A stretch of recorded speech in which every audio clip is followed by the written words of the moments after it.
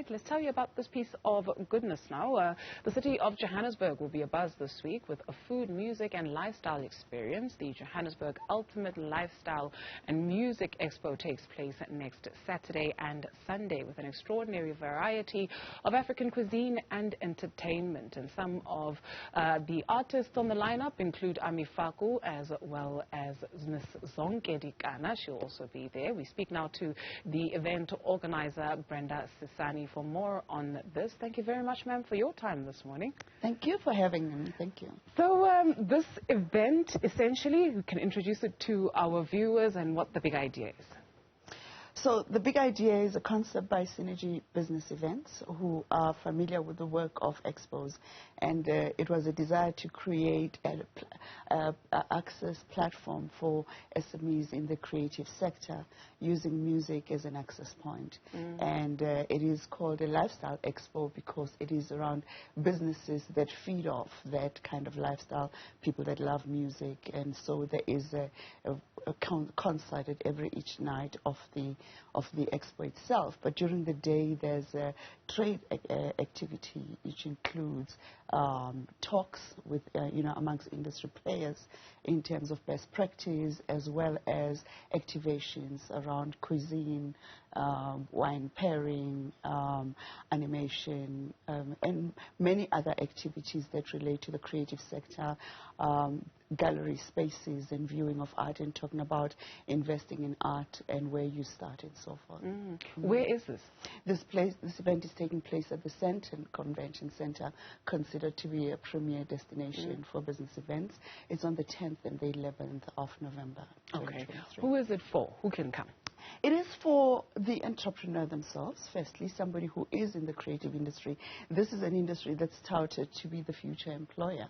So it is people that are interested in how their businesses can find footing within the sector, and to be able to speak to financial services that support the emerging business itself, to speak to established businesses that want to interface with the smaller players to be able to level the playing field, or to just interact and collaborate.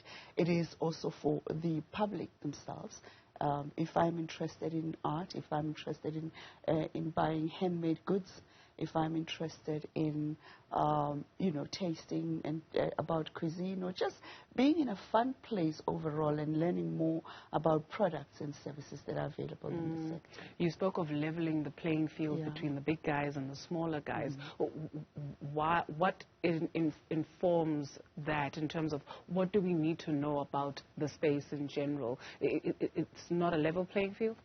It's not a level playing field from somebody who works in the space. Myself, I work with smaller entities, when I wear different hats, and I realized that there's the understanding of the process of establishing a small business in the creative sector is not represented in the way a financial services, for instance, a bank can, for instance, bank a small business, because the process is a little bit more fluid, is a little bit more on the creative side, is a little bit more adventurous in terms of saying, I want to create art and I hope people will love it and buy it. How do you bank somebody like that? You've got to be aware of the indicators. And the business itself has to be aware of their own wins and gains to be able to say, this is my indicators of where my business is going. So one believes that there needs to be more interaction in that regard. Hence, we even have industry talks with people that talk about brand building for the smaller guys, to say, how do you make sure that your brand stands against existing competition that is sometimes global, sometimes national, that have got long years in the business. How do you play? How do the smaller galleries play in the space of the bigger established galleries and, art investment markets, for instance? So it is an opportunity to start that conversation between the practitioners. When we take a look at your other hats, if you would allow me, and Ogampota Osby, you can tell me, I don't say more, but I'd like for us to take a look at the other hat, because I saw something on LinkedIn the other day that the institution that you are in the world of jazz, you're back on radio. Yes, I am. It's exciting times. Thank you. Congratulations, and we look forward to hearing Thank you on you. the radio. So where can people, when rather is the event? What is the damage? Do you need to pay? Do you need to pre-book tickets? What do you need to know? You need to pre-book tickets for some, particularly if you want to be part of the talks themselves, which are a game changer in this space, because the talks talk about intellectual property at the moment and its threat to the creative sector, or the positives about it. It also talks to the brand builders of the country, how they can encourage you to build a winning brand to compete with international brands. So you can book a ticket through My Active. But you can also go to our website, Music and Lifestyle Expo, and be able to get information how to get there. The damage, and so we can pass at 600 Rand and 400 Rand for a full day pass. Okay, awesome. So people can go onto that website to get more information.